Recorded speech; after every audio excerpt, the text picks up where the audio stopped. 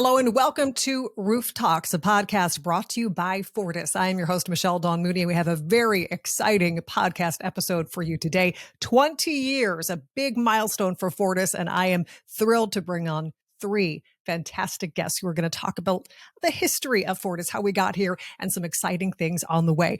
First up is Rick Lewis. He is the CEO and founder of Fortis.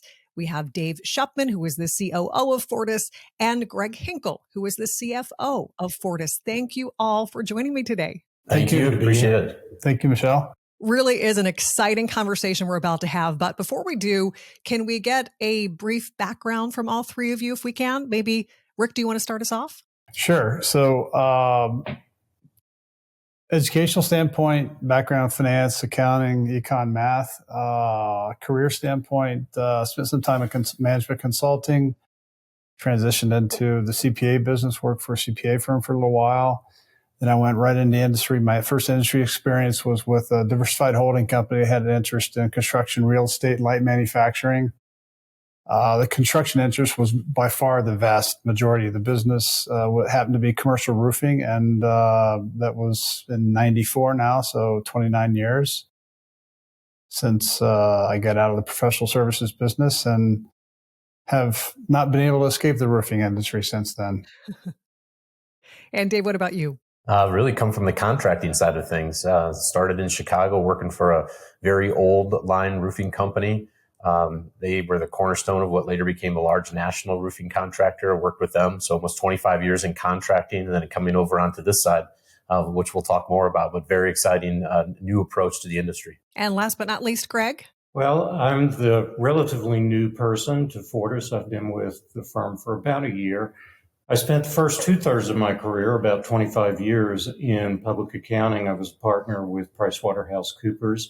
Then I jumped over to the client side, and I've been CFO of a couple of large companies, including a bit of a different perspective, where I was responsible as CFO for a company that had owned properties, a couple of office buildings, 3 office buildings in 2 different cities in the U.S. So I've looked at the Fortis solution with that perspective and found it very compelling, one of the reasons why I'm with the firm. So as I said before, this is a huge milestone for Fortis, 20 years in the business. Let's go back to the beginning, though. Tell me a little bit about how Fortis got started. What was the motivation there? I could trace the roots back to Fortis all the way to 1994 when I first came into the industry. I'm a 25, 26-year-old, I would say young executive, not really an executive. I'm still wet behind the ears, freshly out of the professional services business, working for this wonderful company in West Virginia. It was a diversified holding company with interest in construction, real estate, light manufacturing. And I'm at a meeting in Orlando, Florida with, I'm not sure I should be there because I'm just this really young kid, and I felt so gracious and special to be a part of this group. And I'm in this room with 40 other guys. It's a male-dominated industry, 40 other guys and senior executives. And I'm just thankful to be a part of the group. And I hear a guy who's the chairman of the company stand up. And I can't say this was the origin of Fortis, but it definitely was a pearl of wisdom that I gained throughout my career that helped form Fortis today. That was Harry Esbenshade stood up and talked about the fact that their business, nearly 80% of the roofs that we replace are premature and can be deferred for a period of time. And so that was the first nugget that I can trace all the way back to 94, 95 with the Mountain Company. And the Mountain Company was a Malcolm Baldrige type TQM firm with remarkable management talent. Most of the guys were Ivy League or very highly educated individuals. And Harry Esbenshade was a World War II vet. It's a 3rd-generation company. Harry went to Yale after the war, and then was 2nd generation of his company. And he was at the time transitioning it to his son, the 3rd generation. And I really have Harry to thank about the origins of Fortis. I mean, that was kind of the nugget that we began to build this model around. So the origins or the roots of Fortis could be traced back to 94, 95 when I'm just this young executive listening to these smart senior executives in this company talk about the industry. And I'm just thankful to be a part of the team. And I'm not sure I was even deserving to be in the room, but I was fortunate to be there. And look where you're sitting now, and really something to celebrate right here. So let's talk about the services that Fortis provides. Why are they so essential to so many companies out there right now? I think three things, really. I think the first thing that motivates the market to work with Fortis is the saving of the deferral or savings of the capital. We save our customers an average 60 to 70% on their roofing. We provide them peace of mind, and we have a financial guarantee that's second to none in the industry. I think first and foremost, it's the capital savings that we provide our customers of 60 to 70% on their roof spend, their CapEx roof spend, and the peace of mind that comes along with that.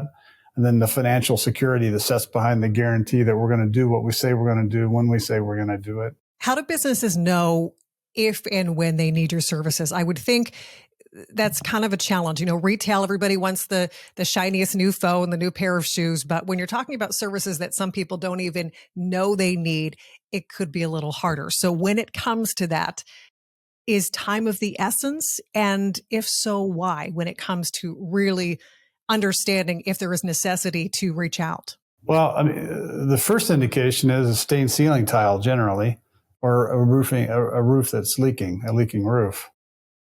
Secondly, would be a market that's defining your roof as a required roof replacement. We would like the market to shift their thinking, their mindset more towards, we don't replace a roof until Fortis says it's time to replace a roof. And so when the market is telling you it's time to replace your roof, it's probably time. It is time to talk to Fortis before that happens. And Rick, you made a great point there with certain signs that people will see right off the bat to maybe call for help. But Dave, I'd like to bring you in here if I can. There are alternatives to having a full roof replacement. Can we talk about what Fortis offers in that capacity? Absolutely. So Rick did a great job of explaining really the performance guarantee that we have, as well as the financial security. But how do we do that? And how is it different than replacement?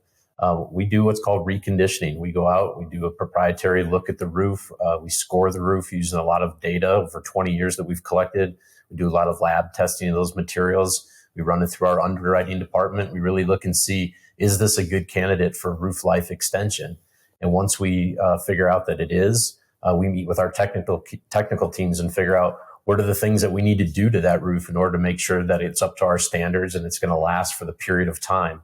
So that reconditioning process, we involve our strategic partner contractors. We have strong quality control oversight that Fortis provides. And it's really at a benefit to the customer. There's a lot of environmental benefits that they get for keeping that roof in place. They don't have a lot of distractions in their business from having lots of people in their parking lots, on their roofs, and in their buildings. A lot of strange fumes and smells and everything else that goes in traditional with roof replacements. And we're able to provide that as a benefit to the customer and give them those protections that Rick was talking about. Let me ask this. What sets Fortis apart from the other options on the market right now? I think the ROI we bring our customer, the value proposition we bring our customer in allowing our customer the advantage of conserving capital dollars, 60 to 70% of their roof spend can be conserved, receive all the benefits of a new roof at a fraction of the price, more broader, comprehensive warranty terms, and a financial guarantee that's second to none in the industry. Let's take it a step further. It's all about the results. Can you share any stories or examples, maybe feedback that you've received from customers when it comes to their experience with Fortis? Sure, I'll take that one, Michelle. Probably the number one reaction that we get when we first talk about what Fortis provides is, that seems way too good to be true. I get all these benefits. You're going to save me all this money. I get all this protection. I get these environmental benefits, and it's at the lowest cost on the market. That just doesn't compute. So, right away, radar gets up. But one of the things that we provide our customers annually is we call it our protection and value statement. And we run through of all their portfolios that they've spent dollars on with us in that year, the ones that they brought under protection. And it's incredible to me, the reaction that that these companies provide or give to us when we offer those statements. It talks about the amount of facilities they brought in. It talks about the amount of square footage that they brought under our protection. And then it gets into the savings aspect, both in terms of the immediate savings as well as the long-term financial benefit that they get over that complete term. We talk about our response to any claims that they might have and things that we're covering. And then we outline their environmental benefits. And so the reaction is great. We have a very, very high repeat customer list, and it continues to grow. So we're not starting from ground zero every year, and that repeat customer list continues to grow. And those statements are a great testament to what we do year in and year out. So 2 decades of experience under the Fortis belt. What's next? I want to ask all three of you if you can kind of chime in here. What are you most excited about when it comes to the future of Fortis? I'm excited about working with smart, loyal, hardworking people like these two guys and seeing what we can do to add to this team and this organization and scale it. And, I couldn't say this with a lot of confidence maybe 5 or 10 years ago. It was still a baby, and we're still trying to raise it, and still very protective over just the collars, the name, and all the little nuances that have been created over time. It was something that was kind of a life's work that only you wanted to be a part of molding. But in terms of growing and scaling a business, it's not one individual; it's a group of people, and working with smart, hardworking, loyal folks like these two guys. That's what excites me, and seeing how the next generation of Fortis leaders mold the company in their mold, if that makes sense. And Dave, I'd love to hear your thoughts on that. Yeah.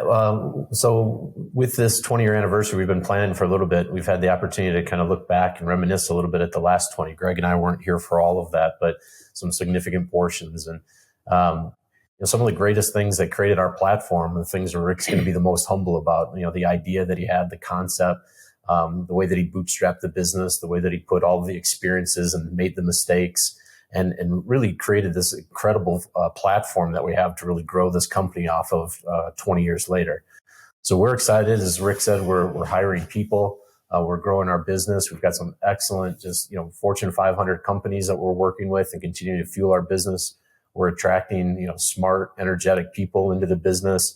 We're putting some significant investment into the business with our new solution center, new salespeople, increasing operational strength, our quality control.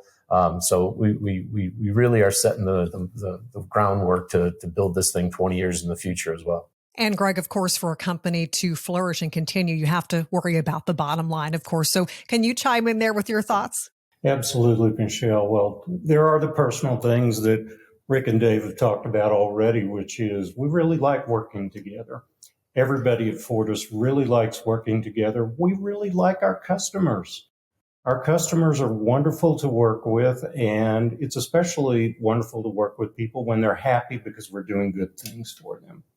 But aside from that, my perspective as a former building owner CFO is I would have been excited beyond words if somebody had come to me and told me that there's a different paradigm in dealing with roofs as opposed to the fix leaks until eventually they get so bad that you just re-roof it, particularly when you've reached the end of the manufacturer's warranty life. There's a different way of doing that Fortis has pioneered, and I would have been eager to hear about that as a building owner. Even before leaks showed up, I would have liked to know when I did my 10-year review of the roof and started thinking about when do I need to start planning and budgeting for re-roofing. It would have been wonderful to have Dave come sit in my office and say, you don't need to re-roof this property for 30 years maybe. I would have really listened to that. And so for me, one of the exciting parts is we get to extend that to more and more people who simply have never heard that there's a new way to think about roof performance. So as we are wrapping up here, very exciting conversation, exciting to hear how things got started, of course, where we're going from here. But any final thoughts as we're kind of closing out this celebratory podcast episode today? I would just say I think we're well positioned in the market right now. Material prices are still at all-time highs. We don't see those coming down anytime soon. There's certainly delays in scheduling and trying to predict when those materials will arrive. Labor continues to be a shortage in terms of manpower, but also an experience level. These portfolios have not been well maintained as a whole, just because dollars have been sparse, people have been hard to get at, management. Fortis provides an excellent alternative to these to help get on top of your portfolio faster, save the dollars with all the environmental things that are happening right now. It fits right into it. So, we're on a great platform as far as the strength of Fortis and the team that we have, but also within the marketplace right now that, if people aren't looking at Fortis to say when they should replace their roofs or giving us a real look when it comes time for replacement and looking at those alternative solutions, I think they're doing themselves a real disservice, sincerely. Exciting time for the company. And if you would like to learn more about the company, you can go to fortis.us.com and plenty of information there. And I'm sure anyone would be happy to give you more information if you feel like you need the services of Fortis. 20 years going strong, and hopefully another 20 years even better. Thank you. Thank you to all of my guests today. Rick Lewis, the CEO and founder of Fortis, Dave Shupman, the COO of Fortis, and Greg Hinkle, the CFO of Fortis. Congratulations to all of you, and thank you so much for being here with me today. Thanks, Michelle. Thank you, Michelle. Thanks, Michelle. And thank you to all of you who are viewing and listening to this episode of Roof Talks. We are talking about the 20th anniversary of Fortis. Once again, fortis.us.com for more information there. Thanks again for joining us. I'm your host, Michelle Dawn Mooney. We hope to see you soon.